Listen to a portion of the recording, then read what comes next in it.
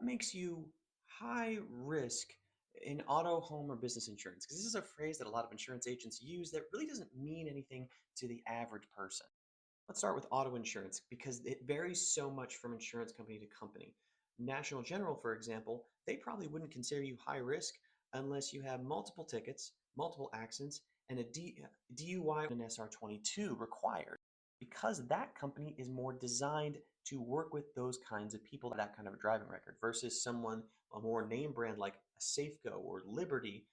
They would probably start considering you high risk if they saw two accidents and two tickets in the past 5 years because their threshold for risk is lower. This is why it's really important when you're selecting an insurance company. It's not just the price. You need to know how close you are to their edge of what they're willing to do. Next is homeowners insurance, and this is a little bit more uniform in Washington state.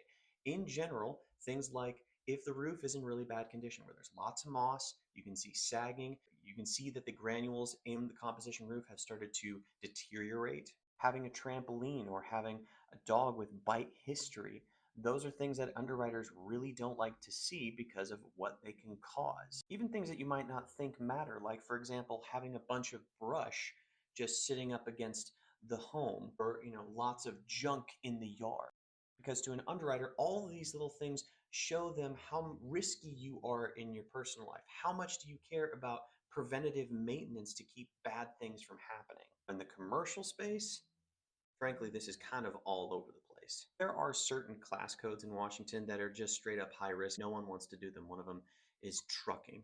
Another one is roofers. These are classes of business that so many insurance companies have been beat up so badly in Washington. There are really only a handful that will even touch those. Then there are business practices that are considered more high risk. For example, not using a standardized contract when you are working with clients.